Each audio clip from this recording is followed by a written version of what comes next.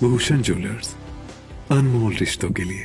इस ठंड में जो गर्माहट पूरे प्रदेश में आभास हो रही है, उसी का मैं जिक्र करने के लिए आपके मध्य में, वैसे तो निरंतर हम 14 तारीख से लेकर के और आज 28 तारीख और आज पहली तारीख 2 तारीख को भी आपके बीच में हम शामिल हुए।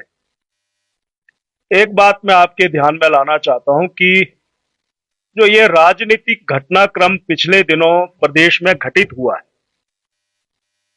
और जहां पर कांग्रेस के ही चुने हुए विधायकों ने श्री हर्ष महाजन जी को अपना सहयोग दिया, समर्थन किया और जिसका परिणाम ये था कि वो उनको विजय श्री प्राप्त हुई। अब विजय श्री प्राप्त हुई, उसके बाद पूरा हिमाचल प्रदेश का जो कांग्रेस का दल है वो हिल सा गया और हिलने का कारण यह था कि कांग्रेस के विधायकों में, मंत्रियों में कांग्रेस के नेतृत्व के प्रति जो एक रोष है, उसकी अभिव्यक्ति जो है वो राज्यसभा के चुनावों में देखने को मिली। यानी हिमाचल प्रदेश का जनमानस तो कांग्रेस के खिलाफ है ही है, पर चुने हुए प्रतिनिधि भी 14 महीनों में जिस तरीके से अपनी अभिव्यक्ति या अपना रोष, कुंठा या घुटन उन्होंने प्रदर्शित की, परिणाम यह हुआ कि उनकी सदस्यता रद्द कर दी गई। अब रद्द क्यों की गई, मैं उसके पीछे नहीं जाना चाहता हूं, परंतु इतना जरूर कहना चाहता हूं कि अपील, सुनवाई, दलील तो हर जगह होती है, पर एक फरमान से उनको कहा गया कि अब आप इस विधानसभा के ऑनरेबल मेंबर नहीं रहेंगे। और तदोपरांत जो घटनाएं हिमाचल प्रदेश में शुरू हुई, रेवड़ियां बांटी जा रही है। मैं तो देख रहा हूं हर दिन विधायकों को बुला करके उनको कहा जा रहा है कि आपको हम चेयरमैन बनाएंगे और साथ में कैबिनेट रैंक भी परोसेंगे। यानी डूबती हुई नैया को बचाने का जो प्रयास श्री सुखविंदर सिंह सुक्खू जी कर रहे हैं, मुझे नहीं लगता कि ये नैया डूबेगी नहीं। इस डूबती हुई नैया को, अब नाव को कोई बचा नहीं सकता, ये मैं दावे के साथ कहना चाहता हूं। और उसमें राजनीति का, भाषा का स्तर भी देखिए। एक हिमाचल प्रदेश के मुख्यमंत्री इन 6 विधायकों के बारे में क्या कहते हैं? कांग्रेस के 6 काले नागों ने अपना ईमान बेच दिया। वो जो अपने मन की अभिव्यक्ति को, अपने मन की स्थिति को राज्यसभा में हिमाचल के हित में, हिमाचल के विकास के लिए वोट के माध्यम से प्रस्तुत कर रहे थे, उनको आज काले नाग की संज्ञा दी जा रही है। ऐसे अमर्यादित शब्दों की भारतीय जनता पार्टी कड़े शब्दों में निंदा करती है, इस प्रकार के बातें कह करके। और मैं दूसरी बात एक और आपके सामने यहां पर रखना चाहता हूं। आज हिमाचल प्रदेश में हम क्या देख रहे हैं? हम धर्मशाला में क्या देख रहे हैं, हमीरपुर में क्या देख रहे हैं, कुल्लू में क्या देख रहे हैं? वहां पर ये जो विधायक हैं, इनके पुतले फूंके जा रहे हैं, इनके खिलाफ अभद्र भाषा का प्रयोग हो रहा है। अशांति जैसा माहौल हिमाचल प्रदेश में बना हुआ है। उस अशांतिपूर्ण माहौल के लिए जिम्मेवार कौन है? उसके लिए जो हिमाचल प्रदेश के मुखिया हैं, श्री सुखविंदर सिंह सुक्खू जी, वो इसके मुखिया हैं। यानी मैं इस प्रेस वार्ता के माध्यम से एक बात कहना चाहता हूं कि वो अपने कार्यकर्ताओं को संदेश दें कि अव्यवस्था का आलम, माहौल और इस प्रकार का पुतले फूंकना और संशय, इस प्रकार का सनसनी पैदा करना, इसको वो तुरंत रोके। ये मैं मुख्यमंत्री जी से निवेदन करना चाहता हूं। जो हो गया सो हो गया। अब आपकी सरकार ज्यादा दिन तक रहने वाली नहीं है, चाहे आप कितनी भी रेवड़ियां बांटो, ये जाने वाली है। तुम्हारे पास जब हिमाचल प्रदेश के लोगों ने सत्ता सौंपी थी, आधार और कारण शायद कुछ भी रहे होंगे, वो जनता भी अब सोचने पर मजबूर हो गई कि नहीं, हमने एक बहुत बड़ी गलती कर दी और उसका पश्चाताप जो है वो कर रहे हैं। और चुने हुए विधायकों ने तो राज्यसभा में ही अपना मन बता दिया और लोग इंतजार कर रहे हैं लोकसभा के चुनावों का। ये बात भी मैं यहां पर कहना चाहता हूं। एक बात मैं और कहना चाहता हूं, ये सरकार अल्पमत में, एक तो जब कट मोशन के ऊपर चर्चा हो रही थी, चर्चा के बाद मतदान होता है, हमें मतदान से वंचित किया गया। एक मेरा सरकार के ऊपर बहुत बड़ा उसी दिन निश्चित हो जाता कि सरकार के पास बहुमत है कि नहीं है, उससे हमें वंचित रखा गया। और अगले दिन हम भारतीय जनता पार्टी के 15 विधायकों को, नेता प्रतिपक्ष और हम 15 विधायकों को निलंबित कर दिया गया। वहां पर संसदीय कार्य मंत्री हर्षवर्धन जी ने प्रस्ताव रखा और 5 मिनट में ही ये कह करके कि इस सदन का माहौल अच्छा नहीं है और विपक्ष का सहयोग नहीं मिल रहा, इसलिए मैं इन 15 सदस्यों को निष्कासित करता हूं या यहां शेष 70 के लिए उनको बाहर का रास्ता दिखाता हूं। क्यों दिखाए? कौन सा हमारा दुर्व्यवहार था? जब हम माननीय स्पीकर महोदय के चैंबर में जाने के लिए आगे बढ़ते हैं तो वहां पर मार्शल हमें रोक देते, धक्का मुक्की करते हैं। और उस धक्का मुक्की में, खैर मैं प्रेस वार्ता संबोधित कर रहा हूं, मैं व्यक्तिगत अपनी बात नहीं कहना चाहता, पर मुझे भी जिस तरीके से उन्होंने घाव पहुंचाए हैं, खैर उनके घाव हमें ज्यादा पीड़ा नहीं दे रहे हैं। जो घाव कांग्रेस ने हिमाचल प्रदेश के लोगों को दिए हैं, अब उस पीड़ा से मुक्ति, निजात दिलवाने का समय आ गया है। इसलिए हम 15 सदस्यों को जो निष्कासित किया गया, उनका भी हम कड़े शब्दों में विरोध करते हैं। और बजट 28 तारीख को जब पारित हुआ तो मैं ये भी कहना चाहता हूं कि सरकार के पास पूरा बहुमत नहीं था, पूरा बहुमत नहीं था, इसलिए हमें बाहर का रास्ता दिखाया गया और प्रातः हमें निष्कासित कर दिया गया, बाहर का रास्ता दिखाया गया और यह कहा गया कि 12 बजे सेशन फिर शुरू होगा। हम बैठे रहे। जो कांग्रेस के 6 ऑनरेबल एमएलए हैं जिनको बाहर का रास्ता दिखाया गया, वो भी वहां बैठे रहे। वो सीसी फुटेज में है, उनकी हाजिरी लगाई गई। स्पीकर महोदय अपने आसन पर आते नहीं आते हैं और फिर बाहर के रास्ते से बिना सूचना देने के बाद वो 2 बजे के बाद आते हैं। बजट कुछ शब्दों में पारित करवाने के बाद ये कह करके चले जाते हैं कि इस वर्ष का जो बजट है ये पारित हो गया। ये दुर्भाग्यपूर्ण स्थिति। इन सारी बातों को मैं इस रूप से जोड़ना चाहता हूं कि कांग्रेस ने जो ये बजट पारित करवाया है, ये कोई पूर्ण बहुमत का बजट नहीं है और असंसदीय तरीके से जिन विधायकों को यहां निलंबित किया गया, वो भी उसका कोई आधार नहीं है। और अमर्यादित शब्दों का प्रयोग करके मुख्यमंत्री जो सनसनी माहौल पूरे हिमाचल प्रदेश में पैदा कर रहे हैं, जगह जगह पर हल्ला गुल्ला और पुतले जलाने का काम कर रहे हैं। आज वो गद्दार हो गए, कह रहे हैं ये कांग्रेस हमारी पार्टी है। अरे तुम्हारी पार्टी है, तुम्हारी मां है। हिमाचल प्रदेश के मतदाताओं ने तुम्हें मां को संवारने संजोने का काम दिया था, पर मां का जो अनादर तुमने किया है, मुझे लगता है कि यह अनादर हिमाचल में नहीं पूरे देश में ही है, पूरे देश में है। अब तुम्हारी मां ये सोच रही होगी कि मुझे मोक्ष कैसे मिले, कब मिले, कितनी जल्दी मिले। मैंने अपने कैसे सपूतों के पास ये पार्टी सौंपी है, कैसे सपूतों के पास पार्टी सौंपी है, अब तो वो मां भी मोक्ष चाहती होगी। यही सारी बातें मैं यहां पर रखने के लिए आप पत्रकार मित्रों, बंधुओं के पास आया था और इन 4 बातों को लेकर के मैंने विस्तार से आपके सामने बात की है। ये मैं यहां पर कहना चाहता हूं। धन्यवाद।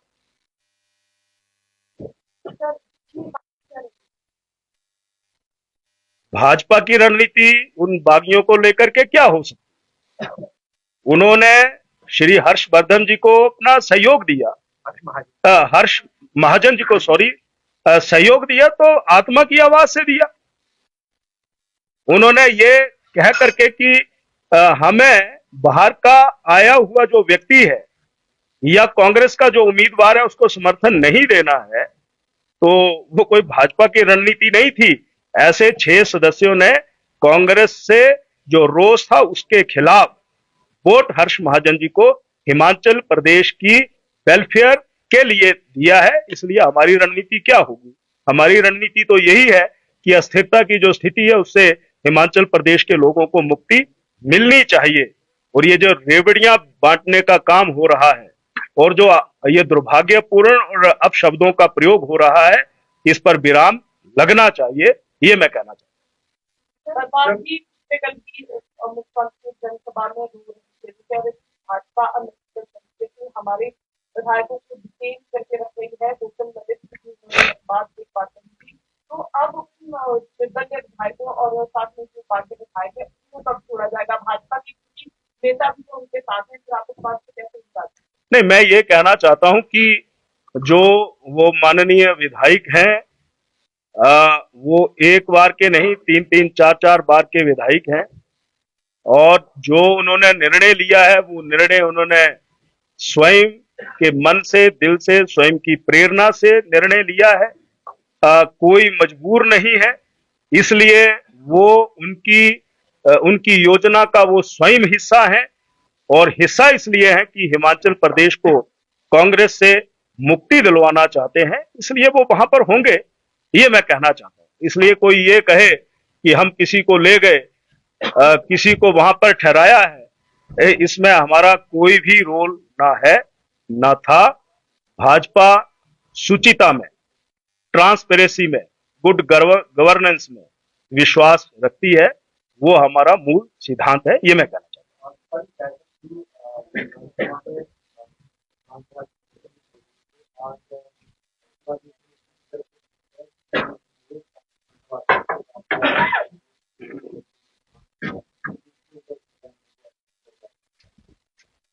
नहीं, वो कुछ भी कर सकते हैं, जैसा वो पिछले कुछ दिनों से कर रहे हैं। पर मैं इतना ही कहना चाहता हूं कि विधानसभा के अध्यक्ष हम सभी के माननीय होते हैं, और उन्हीं की निष्पक्षता के कारण सत्तर चलता है। हम ये भी मानते हैं कि ऐसे अध्यक्ष किसी न किसी राजनीतिक पार्टी से संबंध रखते हैं, पर लोकतंत्र की इस व्यवस्था को अगर सुचारू और ठीक ढंग से चलाना है तो निसंदेह उनकी तटस्थ भूमिका रहनी चाहिए, नहीं तो इस आसन पर लोग प्रश्न उठाना या चर्चा करने में कोई विलंब नहीं करेंगे, ये मैं कहना चाहता हूं। वैसे तो हम नो कॉन्फिडेंस मोशन, जब कट मोशन आया था और मैंने उसको इनिशिएट किया था स्वास्थ्य विभाग के ऊपर, उसी दिन अगर मतदान हो जाता तो यही निश्चित हो जाता कि पक्ष या समर्थन किसके पक्ष में है, पर उन्होंने धीरे धीरे ऐसी चीजों को अवॉइड किया, ये मैं कहना चाहता हूं। तो निसंदेह ऐसी बातें धीरे धीरे साफ हो जाएंगी, ये मैं राजनीतिक अस्थिरता की बात कर रहा है, हालांकि आंकड़ों की बात कर रहा है कि विधानसभा जब से अधिसूचना जारी खाली उसके बाद से मेजोरिटी स्कोर की बात हो जाती है, उसके हिसाब से भी कांग्रेस के पास 34 विधायक हैं। ऐसे में आपको नहीं लगता कि भाजपा भी बयानबाजी कर रही है? मेजोरिटी की बात की जाए, सरकार के पास तो मेजोरिटी ज्यादा ही होता है। इस बारे में मैं कुछ ज्यादा नहीं कहना चाहता, इतना ही कहना चाहता हूं कि जो ये रोष है, दबा हुआ रोष राज्यसभा में दिखा है, और जो इनके वक्तव्य नेताओं के आ रहे हैं, वो आपके माध्यम से ही पूरे देश और दुनिया में जा रहे हैं। तो अस्थिरता का आलम और माहौल, व्यक्ति के मुख से जब शब्द निकलते हैं तो उसी से अंदाजा लगाया जाता है कि यहाँ सब स्थिर है या अस्थिर है, तो आप स्वयं ही ज्ञाता हैं। तो इसके बारे में मैं कोई टिप्पणी नहीं करना चाहता, इतना ही कहना चाहता हूं कि अस्थिरता का माहौल आज हिमाचल प्रदेश में है, और उसके जिम्मेवार हम नहीं है। हमने या हिमाचल प्रदेश के लोगों ने तो 5 साल के लिए इनको अपना सहयोग दिया था, परंतु शायद ये उसको चला नहीं पाए और अपने ही बातों और बोझ में दबना शुरू हो गए। ये मैं कहना चाहता भाजपा के राष्ट्रीय उपाध्यक्ष प्रधान जी यहाँ काफी दिनों से हैं। अब केंद्रीय नेतृत्व से और बातचीत हुई है। बार बार भाजपा दावा तो कर रही है कि हमारे पंचायत में विधायक हैं, नेता बार बार अपने मुंह से कह रहे हैं कुछ और विधायक आने वाले हैं, एक खबर आई, तो बताइए ना जबरदस्त तो साफ। भारतीय जनता पार्टी कार्यकर्ता आधारित पार्टी है और जो हमारा एक मैकेनिज्म है पार्टी का, उसमें जवाबदेही निश्चित रहे। हम विधायक हैं तो हमारी भी जवाबदेही है कि हमने अपने 70 में कौन सा काम किया। ये हमारे संगठन के बंधु नेता पदाधिकारी बैठे हैं तो इनकी भी जवाबदेही रहती है। इसलिए जिन बातों का, जिन पदाधिकारियों का, जिन नेताओं का आप जिक्र कर रहे हैं, अगर वो आए होंगे तो निसंदेह कार्यकर्ताओं से, पदाधिकारियों से और जो पार्टी के संगठन के काम है उनकी समीक्षा के लिए भी यहाँ पर वो आते हैं, बातचीत होती है। यानी राजनीतिक या ये इस प्रकार का माहौल एक विषय हो सकता है, पर हमारी पार्टी में बहुत से संगठनात्मक कार्यक्रम भी चलते हैं, उनकी भी समीक्षा होती है। चलो गांव की ओर, होटल मरीना में भी चलो गांव की ओर नहीं तो मरीना में वहां पर तो मुझे यही कहना है कि वहां हमारे विधायक इकट्ठे हुए थे। अब विधायक तो इकट्ठे होते हैं, 2 दिन पहले भी राजनीतिक अस्थिरता नहीं, ये तो चलता रहता है। अस्थिरता इस पर भी चिंता करना जरूरी है क्योंकि हम 25 विधायक हैं और आज अगर हिमाचल प्रदेश में अस्थिरता का आलम है तो क्या ये जिम्मेवारी हमारी नहीं है कि हम इसको सोचें, हम किस दिशा में प्रदेश को ले जाना चाहते हैं। ये हमारी जिम्मेवारी है। जी, आप सभी का धन्यवाद। आप 1 to 1 कर सकते हैं। तो अब ये चाय रेडी है जी। जिन विधायकों की सदस्यता गई है उनके साथ भाजपा के विधायक क्या करते हैं, उनका क्या काम है? अरे भाई, एक दूसरे के पूरक होते हैं।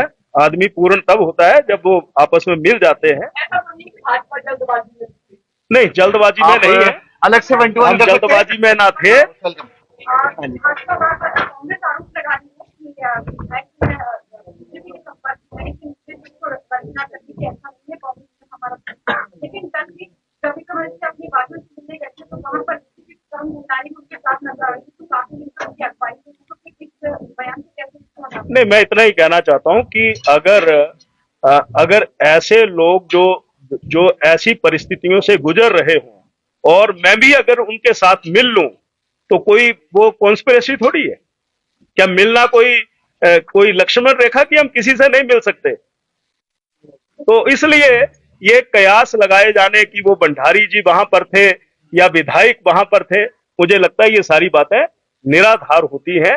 भारतीय जनता पार्टी कुल मिलाकर के कैडर बेस्ड पार्टी है और पूरा देश अब भाजपा की ओर, श्रद्धेय श्री नरेंद्र मोदी जी की ओर, श्री अमित शाह जी की ओर और हिमाचल प्रदेश के रहने वाले और हमारे पार्टी के राष्ट्रीय अध्यक्ष आदरणीय श्री जगत प्रकाश नड्डा जी की ओर देख रही है कि कैसे 400 का आंकड़ा पूरा करने के बाद पूरी दुनिया में भारत माता की जय जयकार हो, उस दिशा में हम सभी लगे हुए हैं। कांग्रेस वाले रेवड़ियां बांटने का काम कर रहे हैं और हम अपने कैडर को जनता जनार्दन तक पहुंचाने के लिए कार्यक्रमों के माध्यम से प्रयास कर रहे हैं।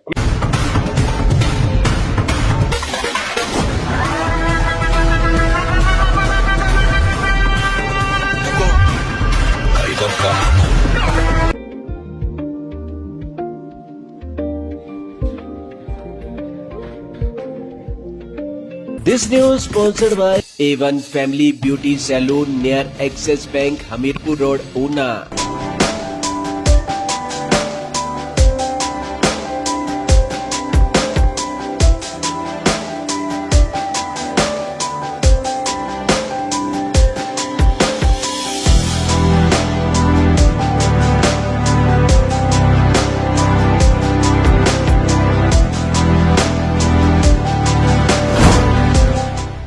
भूषण ज्वेलर्स, अनमोल रिश्तों के लिए।